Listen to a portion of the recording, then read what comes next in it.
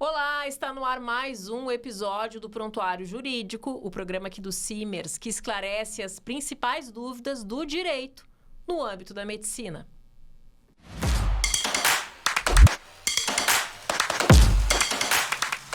E no episódio de hoje a gente vai falar sobre um tema que é do dia a dia de todos os médicos. Para conversar conosco sobre direito tributário, é com grande prazer que eu recebo aqui no nosso estúdio, no estúdio do Simers, a advogada Luísa Jotes da Rocha. Seja muito bem-vinda aqui ao programa. Obrigada, Cláudia. Uma boa tarde a todos. É um prazer auxiliar vocês com esses temas. Doutora, para começar, quais são os principais tributos que impactam na atividade médica aqui no Brasil? Aqui no Brasil, os principais tributos que impactam na atividade médica são imposto de renda, tanto da pessoa física quanto da pessoa jurídica, a CSLL, o PIS, a COFINS, o INSS nas contribuições previdenciárias e o ISS-QN, né? Doutora, tu falaste em pessoa física e pessoa jurídica. Quando o médico atua como pessoa física, né, o que ele deve observar em relação ao imposto de renda, por exemplo? O livro caixa. Para o médico autônomo que atua na pessoa física, é super importante ter o livro caixa em dia, com as entradas e saídas todas registradas e tudo muito bem organizado. A gente sempre fala, o médico tem que estar alinhado com seu contador. Isso tem que estar em dia. Doutora, já que tu falaste na questão de autônomo, né? Qual a diferença prática entre atuar como autônomo ou pelo Simples Nacional ou o lucro presumido, né? Que são as 3 formas. Sim. Então, vai depender muito do faturamento do médico, do porte da empresa, né? Se ele quer constituir a empresa ou se ele quer seguir no autônomo, na pessoa física, da organização que ele estará disposto a proceder, né? Porque abrir uma PJ requer muita organização, requer uma equipe também, então teremos obrigações acessórias dali para frente. Então tem que ser analisado se a empresa terá esse porte e será pertinente ao médico fazer essa passagem da pessoa física para a jurídica. A partir do momento que o médico decidiu que realmente ele está ganhando um pouco mais, ele tem vantajoso para ele. Analisou, tem folha de funcionário. Então, começa a ser interessante analisar a proposta do Simples Nacional. E o Simples Nacional, ele tem alíquotas variadas, então também vai depender do porte da empresa. Então, assim, no autônomo, na pessoa física, teremos o teto ali de 27,5% no imposto de renda. Aí, partindo para o Simples Nacional, temos uma única tributação, né? Sim. Um único boleto, né? Que a gente fala, então fica um pouco mais fácil. Mas aí tem uma variável de 6% até 33% de alíquota. Essa variável, ela depende muito do porte da empresa, então é super importante analisar junto a uma curadoria jurídica e contábil qual o tamanho da sua empresa, o que você tem para deduzir, o que você tem de folha de funcionário. E depois, num terceiro momento, se a empresa se expandiu ou até mesmo se o médico pratica atividades que concedem o benefício da equiparação hospitalar, vale muito a pena observar o lucro presumido.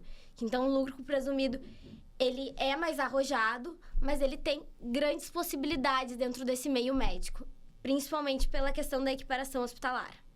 Doutora, a questão da equiparação hospitalar é uma dúvida recorrente entre os médicos. Inclusive, a gente estava conversando aqui nos bastidores sobre essa questão.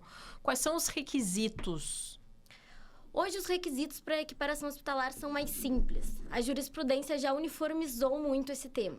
Então, o médico tem que praticar atividades invasivas, mais do que a simples consulta. Então, para um médico onde a sua empresa é restrita a consultas, já não é o caso de se avaliar a equiparação hospitalar. Mas, se é atividade puramente hospitalar, com exames invasivos, procedimentos cirúrgicos, se tem estabelecimento próprio, então é muito mais tranquilo, aí tem que analisar a questão do alvará. A atividade deve ser feita em local com alvará. Isso é alvará sanitário, ou da Anvisa, né? Até para se ter essa equiparação, tem que se ter isso. Não, é uma obrigatoriedade legal. Então, assim, pode ser o municipal ou pode ser o da Anvisa. Tem essa bifurcação na jurisprudência, mas ambos são aceitos. E, num terceiro momento, vamos à análise das notas fiscais, né? Que daí é um cuidado até que depois, nas nossas próximas discussões e questões, a gente vai trazer. O médico precisa estar com a nota descrita, nota fiscal do... A nota fiscal do serviço tem que ter a descrição completa do que foi feito. Isso é muito importante para a equiparação hospitalar. Ter todos os registros tudo certinhos. Registradinho. Isso. Doutora, falando da questão das despesas, né? Quais despesas o médico pode deduzir legalmente para essa redução da carga tributária? O que pode constar? O que ele pode deduzir ali? O médico ele pode deduzir despesas com manutenção do consultório, com aluguel, folha de funcionário. Tem muitas despesas, mas todas elas, claro, devem ter seus limites e devem ser observadas de acordo com o regime jurídico, ou da PJ, ou se ele está utilizando na PF, né? No livro caixa. E os erros mais comuns, né? Para quem está nos assistindo agora, quais são os erros mais comuns que os médicos cometem nesse âmbito da área tributária, nessa questão tributária, né?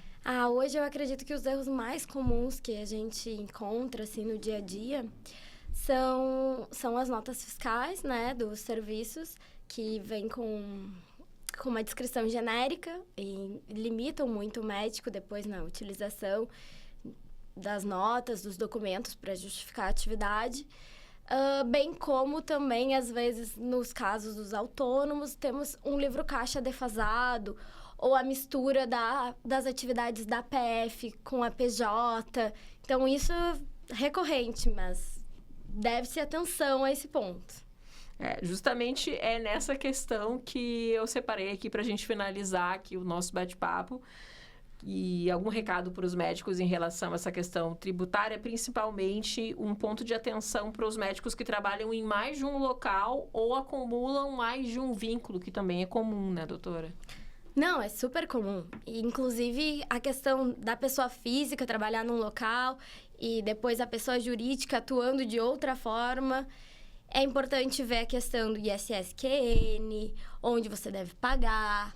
É importante ter os registros das atividades bem separadas, se tiver caso de pessoa física e pessoa jurídica. E, principalmente, o que eu digo que é de suma importância é ter atenção se você está utilizando o melhor regime tributário para o seu imposto de renda. Porque, às vezes, os médicos, eles acumulam muitos trabalhos diversos e, na hora de fazer o imposto de renda, eles se dão conta da renda final, né?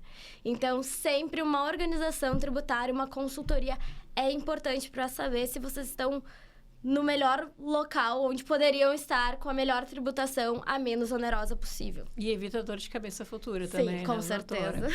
E lembrando que o Simers tem atendimento jurídico 24 horas, tem plantão jurídico aqui também. E se ficou com alguma dúvida, né, doutora?